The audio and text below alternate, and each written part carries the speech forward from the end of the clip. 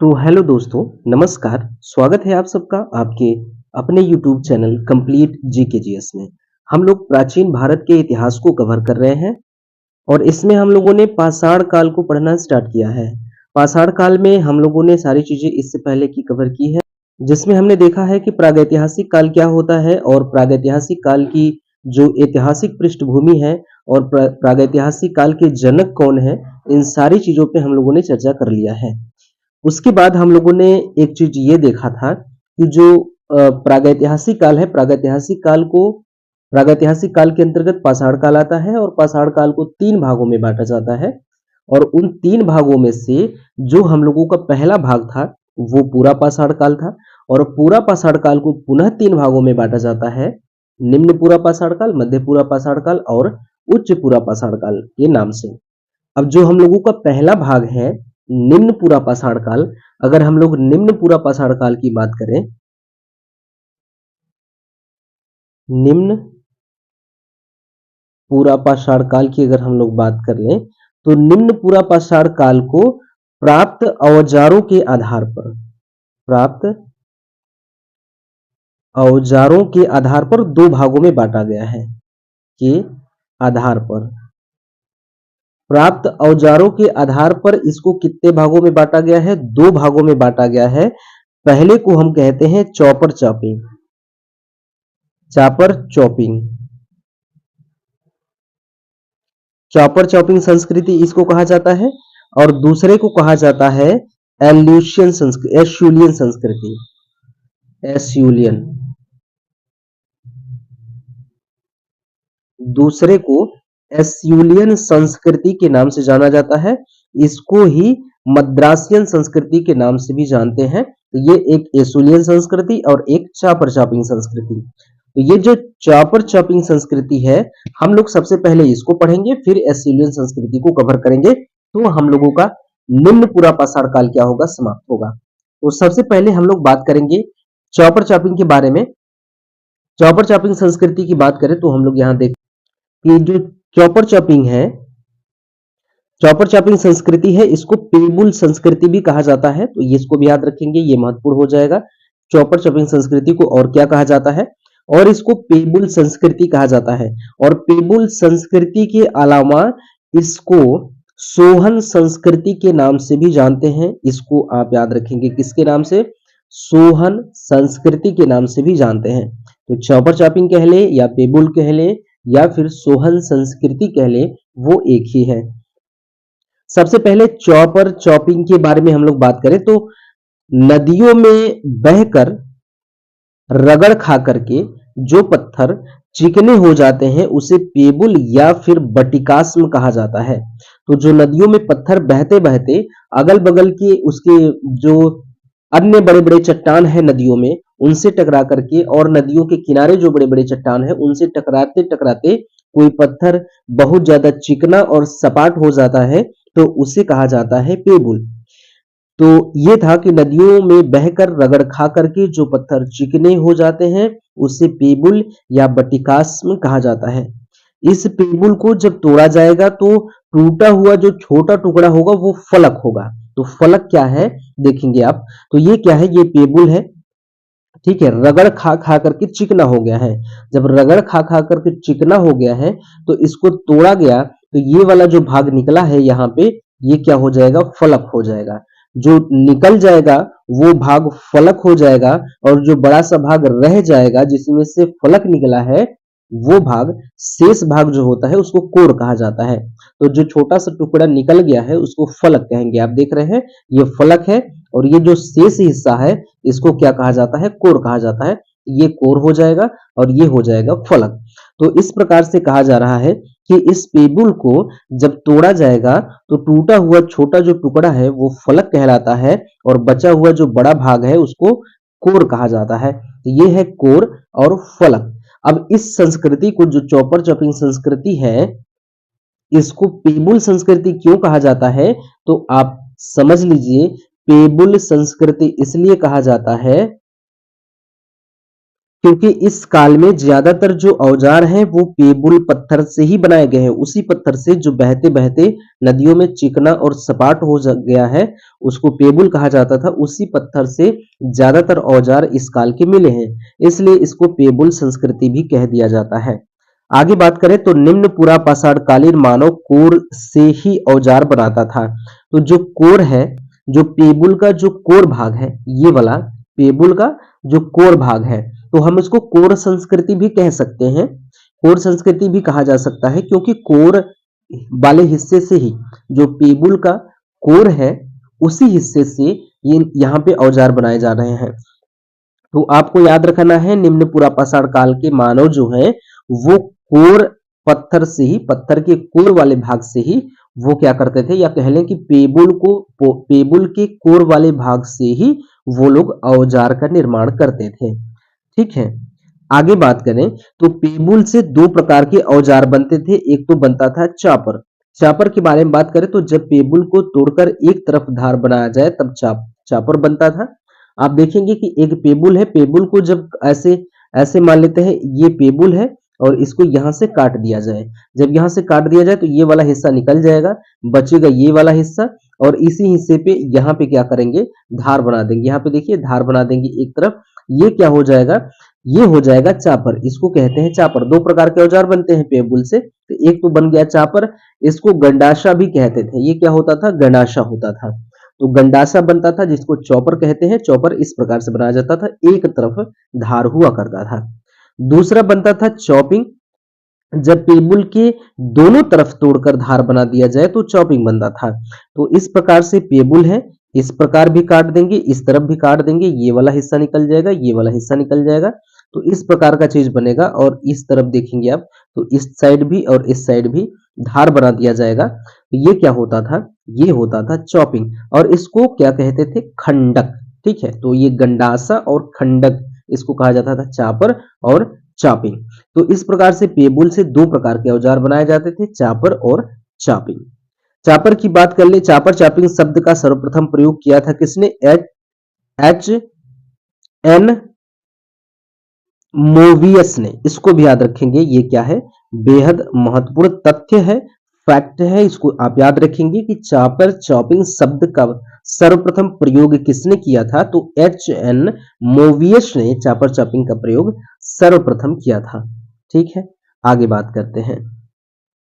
Chopper chopping उपकरण भारत में सर्वप्रथम कहां पर मिले हैं, इसकी बात कर लें तो चापर चॉपिंग उपकरण, ये महत्वपूर्ण लाइन है, इसको आप याद रखेंगे कि जो चापर चॉपिंग उपकरण है सर्वप्रथम मिले हैं पाकिस्तान की सोहन नदी घाटी से। और ये कहां है, पंजाब, पाकिस्तान के पंजाब प्रांत में सोहन नदी घाटी है, वहां से सर्वप्रथम क्या मिले हैं, चापर चॉपिंग उपकरण मिले हैं।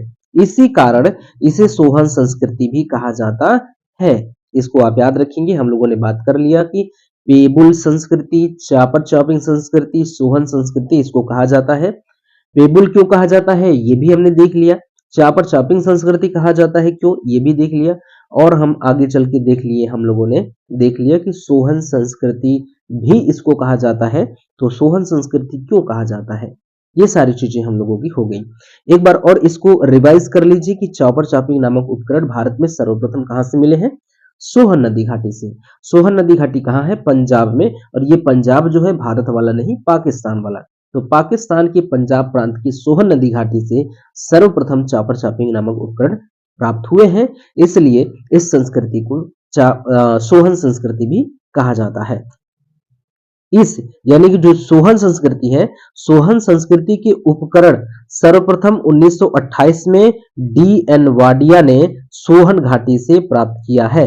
तो इसलिए इसको सोहन संस्कृति के जनक के रूप में हम लोग मान सकते हैं। जो डी एन वाडिया है, D N Wadia, D N Wadia महोदय को हम लोग जो सोहन संस्कृति है जनक मान सकते हैं।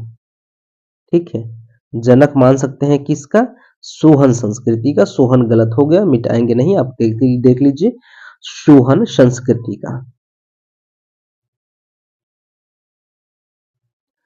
सोहन संस्कृति का जनक हम इनको मान सकते हैं। तो सबसे पहले हम लोग देख लीजिए आप कि चॉपर चॉपिंग का उपकरण, जो चॉपर चॉपिंग नामक उपकरण है वो सर्वप्रथम सोहन नदी घाटी से मिल रहे हैं। और सोहन नदी घाटी से सर्वप्रथम इस उपकरण की खोज किसने की थी? तो डी एन वाडिया ने।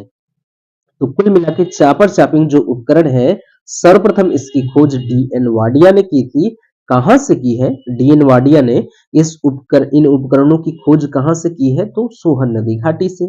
ठीक है, इसलिए चूंकि सर्वप्रथम सोहन नदी घाटी से इस संस्कृति के उपकरण मिले हैं, इसलिए इसको सोहन संस्कृति भी कह दिया जाता है। ठीक है, तो ये जनक कहा जाता है, पिछले स्लाइड का है, ये आप देख लेंगे, बता दिया हम लोगों ने। आगे चलकर क्या हुआ कि 1930 में आर यू टाड के आर यू टाड ने सोहन घाटी के टुंडी खेब नामक स्थल का उत्खनन कराया। तो सोहन नदी घाटी में 1928 में तो डी एन वाडिया ने उत्खनन करवाया। उसके 2 साल बाद, आगे चल करके 2 साल बाद के आर यू टाड महोदय ने सोहन नदी घाटी के ही एक पूरा स्थल है टुंडी घेब, उसका उत्खनन करवाया। तो ये आप याद रखेंगे इसको भी। अब बात करें एच डी टेरा और T T Paterson. H D Terra और पीटरसन महोदय ने क्या किया 1935 में? इस घटना को आप याद रखेंगे 1935 में। तो डी टेरा और पीटरसन के नेतृत्व में क्या हुआ? येल कैम्ब्रिज अभियान। येल कैम्ब्रिज अभियान, इसका नाम याद रखेंगे इस अभियान का।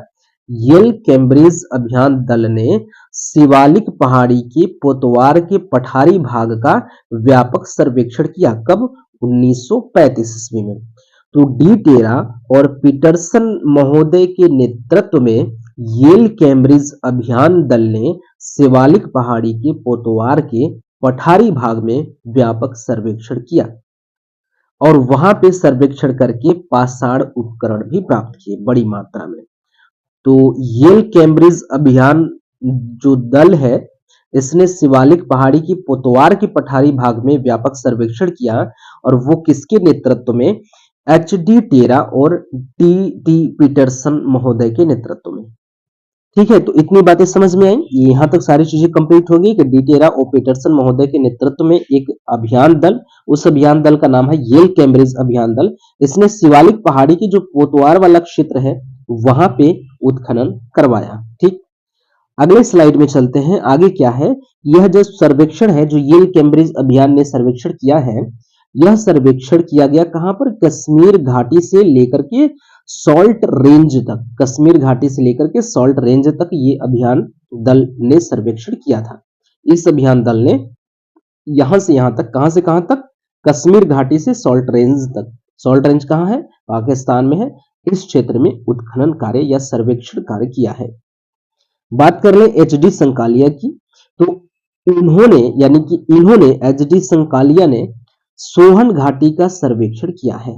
सीधी सी बात है, सोहन नदी घाटी का सर्वेक्षण एच डी संकालिया ने किया है। इनको यहां से हस्तकुठार और आवास के साक्ष्य भी मिले हैं। आगे बात करें, अगला हम लोगों का जो संस्कृति है वो क्या है? पहले हम लोग दोनों संस्कृतियों के बारे में देख लेते हैं। जैसे हम लोगों ने पहले चॉपर चॉपिंग देख लिया है या पेडबुल संस्कृति को हम लोगों ने देख लिया, उसको हम लोगों ने सोहन संस्कृति भी क्या किया है? नाम दिया है। तो ये यहां तक हमारी चीजें हो गई। अब हम लोग हस्तकुठार या फिर एस्यूलियन संस्कृति के बारे में देख लेते हैं। ये क्या होगा कि जो निम्न पुरापाषाण काल को औजारों के आधार पर 2 भागों में बांटा गया है। ये दोनों भाग को हम लोग कंप्लीट करने के बाद फिर निम्न पुरापाषाण काल में जो मानव जीवन रहा है और कुछ चीजें जो निम्न पुरापाषाण काल से संबंधित पुरा स्थल जो रहे हैं, उन सभी बातों पे हम लोग, उन सभी बिंदुओं पे चर्चा करेंगे आगे इसी वीडियो में।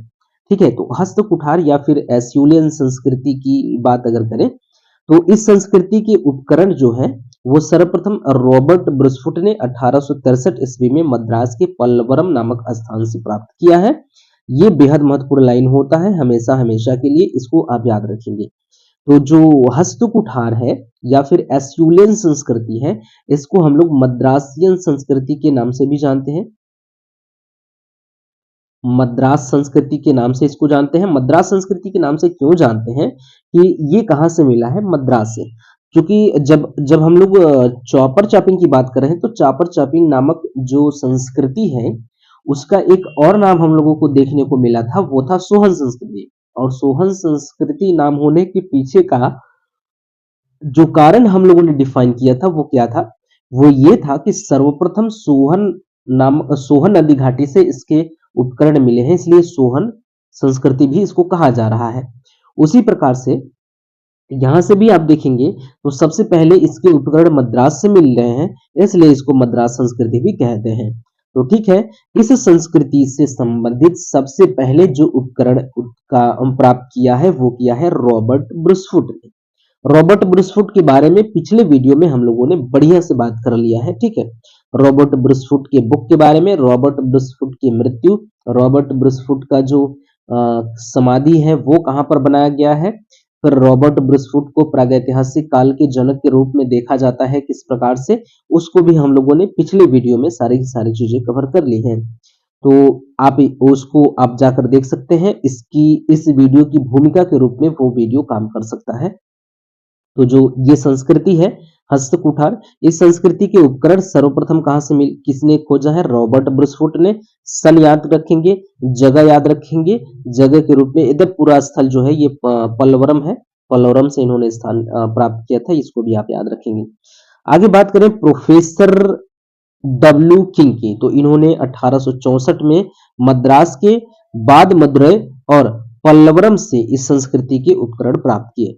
तो 1863 में रॉबर्ट ब्रिस्फुट ने और एक साल बाद 1864 में प्रोफेसर डब्ल्यू किंग ने मद्रास के बाद मदुरै और पल्लवरम से, तो मद्रास में 3 स्थल देखने को मिल गए हम लोगों को, पल्लवरम पल्लवरम तो नहीं, 2 स्थल, बाद मदुरै और पल्लवरम, ठीक है।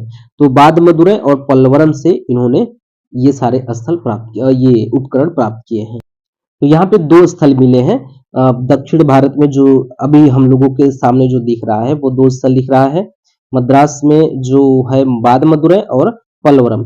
एक और स्थल हम लोग देखेंगे, यहाँ पे देख लेते हैं, आगे चल के 1884 ईस्वी में एक उत्खनन होता है, 1884 ईस्वी में एक उत्खनन होता है। ये उत्खनन कार्य करवाया जाता है विलियम किंग के माध्यम से, विलियम किंग के द्वारा ये उत्खनन कार्य करवाया जाता है। और ये उत्खनन कार्य कहां पर होता है, ये उत्खनन कार्य होता है अतिरम पक्कम में। तो चूंकि दक्षिण भारत का ये भी स्थल है, वो चेन्नई में ही, मतलब मद्रास में ही, अतिरम पक्कम, अतिरम पक्कम ये कहां पर है, इसकी बात कर ले तो ये कहां है, मद्रास में ही, ठीक है, ये मद्रास में ही। यहां से मिला क्या है, यहां से हैंड एक्स मिला है, हस्तकुठार, हैंड एक्स, इसी को हस्तकुठार कहते हैं। तो ये उपकरण यहां से मिला है। तो एक उत्खनन ये भी याद रखेंगे, हालांकि ये वाला उत्खनन हम लोगों ने पिछले वीडियो में देख लिया है, अब चूंकि एक साथ आ गया था तो हमें देखना जरूरी पड़ गया था। तो प्रोफेसर डब्ल्यू किंग ने 1864 में मद्रास के बाद मदुरै और पल्लवरम से भी इस संस्कृति के उपकरण प्राप्त किए हैं। आगे चल के हम बात करते हैं आगे, तो प्रोफेसर डब्ल्यू इसकी बात हम लोगों ने कर लिया है। इस संस्कृति को मद्रास संस्कृति भी कहा जाता है। इस संस्कृति को मद्रास संस्कृति नाम दिया गया किसके द्वारा, कृष्ण स्वामी के द्वारा। ये क्या है, महत्वपूर्ण है, याद रखिएगा, ये पूरा का पूरा लाइन ये क्या है, महत्वपूर्ण हो जाता है, याद रखिएगा। इस संस्कृति को मद्रासियन संस्कृति भी कहा जाता है। हम लोगों ने बात कर लिया है कि क्यों इसको मद्रासियन संस्कृति कहा जाता है। सबसे महत्वपूर्ण चीज आगे चल के हम लोगों को एक फैक्ट ये मिल गया कि कृष्ण स्वामी के द्वारा इसको मद्रासियन संस्कृति कहा गया। ये बेहद महत्वपूर्ण फैक्ट है, इसको आप याद रखेंगे। तो इस संस्कृति से जो औजार मिले हैं, अगर इसकी बात करें तो हस्तकुठार मिला है, विदारक मिला है, खुरचनी मिला है। हस्तकुठार यानी कि हैंडेक्स, विदारक यानी कि विदारणी या फिर इसको क्लीवर भी कहा जाता है, खुरचनी यानी कि स्क्रैपर। ये सभी उपकरण मिले हैं इस संस्कृति से। किस संस्कृति से, दक्षिण भारत का जो मद्रासियन संस्कृति है, इस संस्कृति से। निम्न पुरापाषाण काल में क्वार्ट्जाइट पत्थरों से कोर उपकरण का प्रयोग करके औजार बनाया जाता था। तो हम लोगों ने कोर बात कर लिया था, कोर क्या होता है, इसी वीडियो में कुछ मिनट पहले हम लोगों ने कोर, फलक और जो पेबुल है, इन तीनों के बारे में समझ लिया है कि किसको क्या कहते हैं। तो आप बेहद अच्छी तरीके से समझ रहे होंगे। ये जो क्वार्ट्जाइट है, क्वार्ट्जाइट पत्थर बहते बहते चिकना और सपाट हो जाएगा, उसको पेबल कहेंगे, उसको तोड़ा जाएगा, जो भाग निकल जाएगा उसको फलक कहेंगे, जो बचेगा उसको कोर कहेंगे। तो इसी कोर का प्रयोग करके निम्न पुरा पाषाण काल में क्या है, मनुष्य वहां के औजार तैयार करते थे। तो जो जरूरी चीज है वो ये बताना था कि वो पत्थर जो है वो क्वार्ट्जाइट है। बाकी सारी चीजें तो हम लोगों ने बात कर ही लिया है। निम्न पुरा पाषाणकालीन पुरा स्थल की बात करेंगे अब हम लोगों का दोनों संस्कृतियां जो थी निम्न पुरा पाषाण काल के अंतर्गत, जैसे चापर शॉपिंग और एस्यूलियन संस्कृति, दोनों पर चर्चा हम लोगों ने कर लिया है ठीक ठाक तरीके से। अब हम लोग बात करेंगे निम्न पुरा पाषाण काल में कालीन प्रमुख स्थलों के बारे में। तो सबसे पहले मलकपुर की बात कर लें, तो मलकपुर है। चौंतरा बात कर लें, चौंतरा। आपको स्थलों को याद रखना है क्योंकि डायरेक्ट कभी कभी ये पूछ सकता है कि निम्न पुरा पाषाण काल से संबंधित कौन सा पुरा स्थल नहीं है, या फिर कौन सा पुरा स्थल है, या फिर कूट के रूप में ऐसे पूछ सकता है कि निम्न पुरा पाषाण काल से संबंधित कौन से स्थल है या नहीं है। कूट में दे सकता है 1 2 3, 1 2 3 4 5 6 ऐसे जो देता है उस तरह से प्रश्न बन सकते हैं। तो आप दिमाग में बैठा के चलेंगे कि निम्न पुरा पाषाण काल के अंतर्गत हम लोग किन किन स्थलों को देख रहे हैं। तो निम्न पुरा पाषाण काल के अंतर्गत हम लोग देख रहे हैं सोहन नदी घाटी। सोहन नदी घाटी पंजाब में है, पाकिस्तान में है। इसकी बात हम लोगों ने कर लिया है, कर लिया नहीं है। हम लोग जैसे जो चॉपर चॉपिंग पढ़ रहे थे तो हम लोगों ने देखा है कि यहीं से मिले हैं वो। तो निम्न पुरा पाषाण काल से संबंधित जो पुरा स्थल है, महत्वपूर्ण पुरा स्थल है, वो सोहन नदी घाटी है, पाकिस्तान के पंजाब में है। इस जो सोहन नदी घाटी है, सोहन नदी घाटी का जो प्रमुख पुरा स्थल है वो कौन कौन से हैं? मलकपुर है, चौंतरा है, कलार है और चौमुख है। ये सोहन नदी घाटी के अंतर्गत आने वाले पुरा स्थल है। चौतरा के बारे में अगर कुछ बात करें तो उत्तर और दक्षिण भारत की संस्कृति का मिलन स्थल भी कहा जाता है। ये बेहद महत्वपूर्ण पॉइंट है, इसको आप महत्वपूर्ण श्रेणी में रखेंगे, याद रखेंगे और 3 बार याद रखेंगे। इसको याद रखना बहुत जरूरी है कि उत्तर और दक्षिण भारत की संस्कृति का मिलन स्थल कहाँ कौन सा है? वो है चौतरा। चौतरा कहाँ है? सोहन नदी घाटी में एक निम्न पुरा पाषाणकालीन पुरा स्थल है। ठीक है, इसको ऐसा क्यों कहा जाता है कि ये संस्कृति का मिलन है? क्योंकि यहाँ से चापर शॉपिंग और हैंडेक्स दोनों उपकरण प्राप्त किए गए हैं। चापर शॉपिंग और हैंडेक्स अगर हम लोग बात करें तो चापर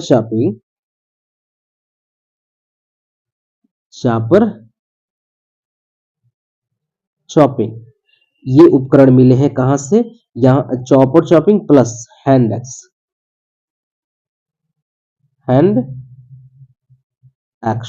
ये उपकरण अगर इसकी बात कर ले तो ये कहाँ का उपकरण है? जो ये है, ये हैंडेक्स जो है वो दक्षिण भारत का है, मद्रास से मिले हैं, दक्षिण का है। और ये कहाँ का है? ये उत्तर भारत का है, सोहन नदी घाटी से मिला है। ये उत्तर भारत का और ये दक्षिण भारत का। और दोनों औजार जो है एक साथ हमें मिले हैं कहां से? चौतरा से। दोनों औजार हमें कहां से मिल रहे हैं? चौतरा से। दोनों प्रकार के औजार मिल रहे हैं, चापर चापिंग और हैंडेक्स संस्कृति भी मिल रहे हैं। तो इसलिए ऐसा कहा जाता है कि जो चौतरा है वो दक्षिण भारत और उत्तर भारत की संस्कृति का मिलन स्थल है। ठीक है, यहां तक चीजें कवर हो गई। अगला जो पूरा स्थल है वो है कश्मीर की लिद्दर नदी घाटी है। कश्मीर की लिद्दर नदी घाटी में एक स्थल है, उसका नाम है पहलगांव। तो कश्मीर का लिद्दर नदी घाटी है, अगर और अंदर जाना है तो उस स्थल का नाम है पहलगांव। ये आप याद रखेंगे। आगे बात करें तो थार का रेगिस्तान। तो थार के रेगिस्तान में जो स्थल है डिडवाना है और चित्तौड़गढ़ है। कौन कौन से महत्वपूर्ण जो स्थल है थार के रेगिस्तान यानी कि राजस्थान में कौन कौन सा स्थल है? अब ऐसे बात कर लें, जैसे जो राजस्थान है, राजस्थान में थार का रेगिस्तान है और थार के रेगिस्तान में भी 2 स्थल मिलते हैं हम लोगों को, डिडवाना और चित्तौड़गढ़। चित्तौड़गढ़ की बात कर ले तो यहाँ से सोहन संस्कृति और मद्रास संस्कृति दोनों के साक्ष्य मिले हैं, तो इसको भी याद रखेंगे। यहाँ पर भी दोनों के साक्ष्य मिल रहे हैं। तो कहाँ कहाँ मिला है? सोहन संस्कृति और मद्रास संस्कृति के जो साक्ष्य है वो चौतरा से भी मिल रहे हैं। चौतरा की भांति चित्तौड़गढ़ से भी इस प्रकार के संस्कृति के औजार मिल रहे हैं। अगला जो पूरा स्थल है वो बेलन नदी घाटी है। बेलन नदी घाटी मिर्जापुर जिले में है। मिर्जापुर जिला कहाँ है? उत्तर प्रदेश में है। तो उत्तर प्रदेश के मिर्जापुर जिले की बेलन नदी घाटी में ये पूरा स्थल है। ये कौन सा? बेलन नदी घाटी। अब इसकी बात कर ले तो जो मिर्जापुर का बेला नदी घाटी है, यहां से निम्न पुरा पाषाण काल के 44 पुरास्थल प्राप्त हुए हैं, इसको भी याद रखेंगे। अगले पुरास्थल की बात करें तो अगला है भीमबेटका, ये नर्मदा नदी के किनारे है और ये का है, और उसके बाद जो है वो टी नरसिंहपुर है, ये मध्य प्रदेश में दोनों स्थल है। तो मध्य प्रदेश में भीमबेटका और टी नरसिंहपुर महत्वपूर्ण पुरास्थल है निम्न पुरा पाषाण काल से संबंधित। तो मध्य प्रदेश में कौन कौन से स्थल, भीमबेटका और टी नरसिंहपुर, दोनों नर्मदा नदी के किनारे स्थित है, याद रखेंगे। ठीक है, आगे बात करें पुरास्थलों की, तो राजस्थान के अजमेर व लूनी घाटी से, लूनी नदी घाटी से पूरा पाषाण काल के तीनों चरणों के औजार मिले हैं। तो राजस्थान के अजमेर व लूनी नदी घाटी से, ये महत्वपूर्ण है, याद रखेंगे कि तीनों तीनों पूरा पाषाण काल, तीनों पूरा पाषाण का मतलब हम लोगों ने बात कर लिया, पूरा पाषाण काल को 3 भागों में बांटा जाता है, निम्न पूरा पाषाण काल, मध्य पूरा पाषाण काल और उच्च पूरा पाषाण काल। तो हम यही बात कर रहे हैं कि जो राजस्थान है, राजस्थान के अजमेर और लूनी नदी घाटी से पूरा पाषाण काल के तीनों चरणों के औजार मिल रहे हैं। वो कौन कौन से चरण है, निम्न पूरा पाषाण काल, मध्य पूरा पाषाण काल और उच्च पूरा पाषाण काल। तो अजमेर और लूनी नदी घाटी को आप याद रखेंगे। ठीक है, अजमेर और लूनी नदी घाटी को याद रखेंगे। इसी प्रकार से तीनों चरणों के औजार जोधपुर के निकट मोगरा का पठार से भी मिलता है, इसको भी याद रखेंगे। जोधपुर के मोगरा के पठार से भी निम्न पूरा पाषाण काल, मध्य पूरा पाषाण काल और उच्च पूरा पाषाण काल के अवशेष मिलते हैं। तो प्रश्न इस प्रकार से पूछ सकता है कि तीनों पूरा पाषाण काल के औजार, मतलब कि जो निम्न पूरा पाषाण काल, मध्य पूरा पाषाण काल और उच्च पूरा पाषाण काल है, तो तीनों पूरा पाषाण काल के औजार किस स्थान से मिलते हैं, अजमेर से मिलता है, लूनी नदी घाटी से मिलता है, मोगरा के पठार से मिलता है। ठीक, शिवालिक क्षेत्र तथा पोतवार का पठार, हम लोग पुरास्थल की बात कर रहे हैं, तो एक और पुरास्थल है शिवालिक क्षेत्र तथा पोतवार का पठार। सर्वाधिक औजार तथा तिथियों के प्रमाण इसी क्षेत्र से प्राप्त हुए हैं, ये महत्वपूर्ण फैक्ट है, इसको आप याद रखेंगे। तो शिवालिक क्षेत्र तथा पोतवार का पठार है एक अन्य पुरास्थल है निम्न पुरा पाषाण कालीन, और यहां से सर्वाधिक औजार तथा तिथियों के प्रमाण यहां से प्राप्त होते हैं। ठीक है, आगे बात करें, अगला पूरा स्थल है हथनौरा, कहां पर है, मध्य प्रदेश में है। यह नर्मदा नदी के तट पर स्थित है, इसको भी याद रखेंगे, नर्मदा नदी के तट पर स्थित है हथनौरा। इसके बारे में एक और पॉइंट और बात कर ले तो 1982 में यहां से, यानी कि कहां से, हथनौरा से, 1982 में हथनौरा से अरुण सुनकिया, इसको भी याद रखेंगे, इनके नाम को याद रखेंगे। अरुण सुनकिया ने प्रागैतिहासिक मानव की खोपड़ी का जीवाश्म खोजा, जो भारत से प्राप्त प्रागैतिहासिक मानव का प्राचीनतम साक्ष्य है। ये क्या है, ये एक महत्वपूर्ण फैक्ट है, इसको आप याद रखेंगे। अरुण सुनकिया का नाम याद रखेंगे, डेट याद रखेंगे, हथनौरा से खोजा गया है, ये याद रखेंगे, और ये भी याद रखेंगे इसके साथ साथ कि ये प्रागैतिहासिक मानव की खोपड़ी जो है वो भारत से प्राप्त प्रागैतिहासिक मानव का प्राचीनतम साक्ष्य है। इसके बारे में ये कहा जाता है कि यह जो मानव है वो होमो इरेक्टस का प्रमाण है, ये जो मिला है यहाँ से वो होमो इरेक्टस है। तो ये भी याद रखेंगे, जो हथनौरा से मानव की खोपड़ी या मानव का जीवाश्म अरुण सुनकिया ने खोजा है, कब खोजा है, 1982 में जो खोजा है वो किसका है, तो वो होमो इरेक्टस का प्रमाण है। होमो इरेक्टस के बारे में एक चीज ये याद रखना है, ये महत्वपूर्ण है, इसको भी महत्वपूर्ण श्रेणी में रखेंगे कि होमो इरेक्टस ही वो मानव है जो सबसे पहले सीधा खड़ा होकर चलना स्टार्ट किया, इसको भी याद रखेंगे, होमो इरेक्टस।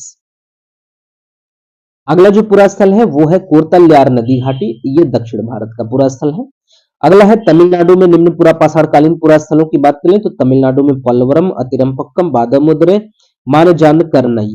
मानजानकरनई, ये सभी पूरा स्थल जो है वो तमिलनाडु में है। ये तीनों स्थल पूरा स्थल जो है वो महत्वपूर्ण है।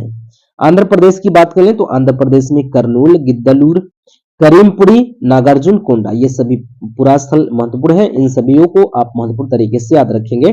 आंध्र प्रदेश में कर्नूल, गिद्दलूर, करीमपुरी, नागार्जुन कोंडा।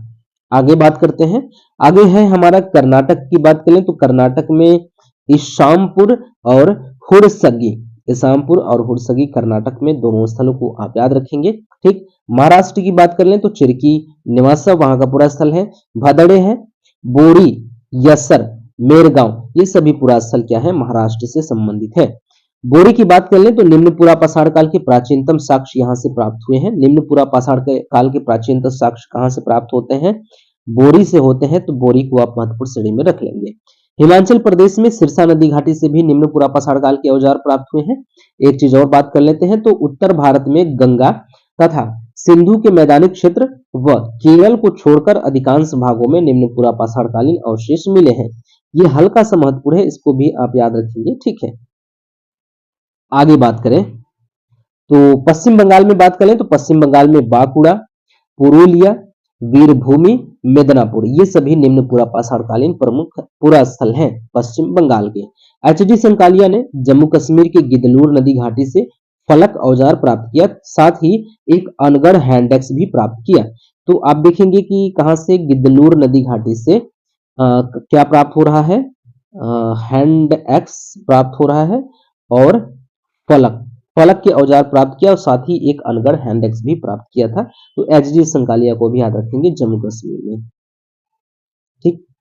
आगे बात कर लें तो भारत में पुरा पाषाण काल का प्रारंभ कब माना जाता है? प्लेस्टोसीन युग में। ये पुरा पाषाण काल से संबंधित कुछ फैक्ट्स हम लोगों ने लेकर आया है, इसको भी आप याद रखेंगे, महत्वपूर्ण है। भारत में जो पुरा पाषाण काल है, इस पुरा पाषाण काल की शुरुआत मानी जाती है प्लेस्टोसीन युग से। कब से मानी जाती है? प्लेस्टोसीन युग से। ये महत्वपूर्ण है, इसको याद रखेंगे। भारतीय पुरातत्व विभाग के प्रथम महानिदेशक अलेक्जेंडर कनिंघम हुआ करते थे, इसलिए इन्हें भारतीय पुरातत्व का जनक कहा जाता है। ये आप याद रखेंगे। भारतीय पुरातत्व के जनक के रूप में अलेक्जेंडर कनिंघम को आप देख सकते हैं, क्योंकि भारतीय पुरातत्व विभाग के प्रथम महानिदेशक के रूप में ये चयनित किए गए थे। आगे हम लोग बात करें तो निम्न पुरा पाषाण काल की जो मुख्य जीविका थी, जो निम्न पुरा पाषाण काल की मुख्य जीविका थी वो शिकार या आखेट करना, ठीक है। खाना बदोश जीवन था इनका, यानी कि घुमक्कड़ हुआ करते थे। खाना बदोश जीवन यानी कि घुमक्कड़ हुआ करते थे, यहाँ वहां भटकते थे, दिन भर भोजन की खोज में ये भटकते थे, कुछ पाते थे खा लेते थे, कुछ जानवर मिलता था तो उसको मार करके खा लेते थे, कुछ फल फूल मिलता था, कुछ घास पत्ते मिलते थे खाने लायक तो वो खा लिया करते थे। तो इस प्रकार से घुमक्कड़ प्रजाति के हुआ करते थे। खाद्य संग्राहक था, खाद्य उत्पादक करना नहीं जानते थे, खाद्य उत्पादन करना नहीं जानते थे, इसलिए खाद्य संग्राहक के रूप में इनको माना जाता है। कहा जाता है कि ये खाद्य संग्राहक हुआ करते थे, खाद्य उत्पादक नहीं थे। खाद्य उत्पादक नहीं थे, सीधे से कृषि कार्य नहीं होगा यहाँ पे। बर्तन का निर्माण करना नहीं जानता था यहाँ का मनुष्य, पशुपालन नहीं जानता था, आग से परिचित थे परंतु आग का उपयोग करना नहीं जानते थे, अतः ये कच्चा मांस ही खाया करते थे। ये यहाँ का ये था। और ये सभी विशेषताएं आगे चल के आप इसमें भी देख सकते हैं, यहाँ पे बताया गया है कि यही सभी विशेषताएं आने वाले दो पुरा पाषाण कालों में थे। दो पुरा पाषाण काल मतलब आने वाला जो दोनों पुरा पाषाण काल होगा, यानी कि मध्य पुरा पाषाण काल और उच्च पुरा पाषाण काल, दोनों पुरा पाषाण कालों में यही सारी स्थिति होगी। आखेट होगा, घुमक्कड़ खाना बदोश होंगे, खाद्य संग्राहक होंगे, कृषि नहीं होगा, बर्तन नहीं बनाना आएगा, पशुपालन नहीं पालेंगे करेंगे, आग से परिचित नहीं होंगे, ठीक है। आग से परिचित थे मतलब परिचित नहीं थे पूरी तरह से, लेकिन देखते तो होंगे ही कि आग जला हुआ है, आग जलता था, भागते होंगे, थोड़ा सा जल उल जाते होंगे तो भागते होंगे, तकलीफ होता होगा, तो इस प्रकार से परिचित थे। बाकी ये नहीं जानते थे कि इसका उपयोग अगर मांस भून के खाएंगे तो फिर स्वादिष्ट हो जाएगा और फिर मांस नरम मुलायम हो जाएगा। ये सारी चीजें वो लोग नहीं जानते थे। ये सभी विशेषताएं जो आप देखेंगे वो निम्न पुरा पाषाण काल और उच्च पुरा पाषाण काल में भी देखने को मिलेगा। विशेषताएं चेंज होंगी मध्य पाषाण काल में, तो वहां पे देखा जाएगा। निम्न पुरा पाषाण काल के औजार जो है वो पेबुल पत्थर के कोर वाले भाग से बनते थे, ठीक। ये चीजें हम लोगों ने बात कर लिया है। अतः इसे कभी कभी कोर संस्कृति भी कहा जाता है, पहले हम लोगों ने इस पर चर्चा कर लिया है। ये बड़े आकार के बेडोल औजार होते थे। तो जैसे ये है, ये कट के इधर हट गया, ये कट के हट गया तो ऐसे बचेगा, ऐसे बचेगा। जब ये बचेगा तो ये बड़ा ही होगा, ठीक है। क्या होगा? बड़ा होगा। जब इसका औजार बनता तो छोटा छोटा होता है। ये किससे बन रहा है? कोर से बन रहा है, यानी इससे बन रहा है तो बड़े थे। तो इसलिए आप देखेंगे कि कोर संस्कृति ये बड़े औजार होते थे। तो यहाँ पे देख लेंगे, ये कारण निकल के आ जाएगा कि बड़े औजार क्यों होते थे। लास्ट पॉइंट हम लोगों का यह है कि 1842 ईस्वी में डॉक्टर प्राइम रोज ने कर्नाटक के रायचूर जिले के लिंगन सुगुर नामक स्थान से सर्वप्रथम पाषाण उपकरण प्राप्त किया था, छुरा और तीर के फलक। इसलिए इनको प्रागैतिहासिक काल का जनक माना जाता है। तो इस चर्चा ये वाली चर्चा हम लोगों ने पिछले वीडियो में कर लिया है कि प्रागैतिहासिक काल का जनक हम लोग रॉबर्ट ब्रुसफुट को माने, रॉबर्ट ब्रुसफुट, रॉबर्ट ब्रुसफुट को माने कि डॉक्टर प्राइमरोज को। अब देखेंगे हम लोग तुलना करेंगे तो 1862 ईस्वी में इन्होंने मद्रास से उपकरण खोजे थे 1862 में, लेकिन यहाँ पे डॉक्टर प्राइमरोज को हम लोग देख रहे हैं 1842 में ही इन्होंने उपकरण की खोज कर दी है। तो ज्यादातर चांस है आप डॉक्टर प्राइमरोज को लेकर चलेंगे, ठीक है। तो कभी कभी रॉबर्ट ब्रुसफुट को भी कहा जाता है प्रागैतिहासिक काल का जनक, दोनों के बारे में याद रखेंगे आप, ठीक है। यहां तक चीजें हमारी कंप्लीट हो गई। हमारी चीजें निम्न पूरा पाषाण काल, क्या हो गया, निम्न पूरा पाषाण काल, ये क्या हो गया हम लोगों का, समाप्त हो गया। मतलब निम्न पूरा पाषाण काल तो कब का समाप्त हो गया है, लेकिन जो हम लोग अध्ययन कर रहे थे निम्न पूरा पाषाण काल का, तो हम लोगों ने अध्ययन कंप्लीट कर लिया निम्न पूरा पाषाण काल का। अब हम लोग पढ़ेंगे नहीं नहीं नहीं, निम्न पूरा पाषाण काल का हम लोगों ने हाँ अध्ययन कंप्लीट कर लिया है। अब हम लोग बढ़ेंगे किस तरफ, मध्य पूरा पाषाण काल की तरफ, मध्य पूरा पाषाण काल। तो अगली वीडियो में हम लोग लेकर मिलते हैं इसके बारे में, मध्य पूरा पाषाण काल के बारे में। इंटरेस्टिंग इंटरेस्टिंग फैक्ट लेकर मिलेंगे, इंटरेस्टिंग इंटरेस्टिंग कॉन्सेप्ट लेकर मिलेंगे। तो मिलते हैं अगले वीडियो में, तब तक के लिए धन्यवाद। Thank you very much.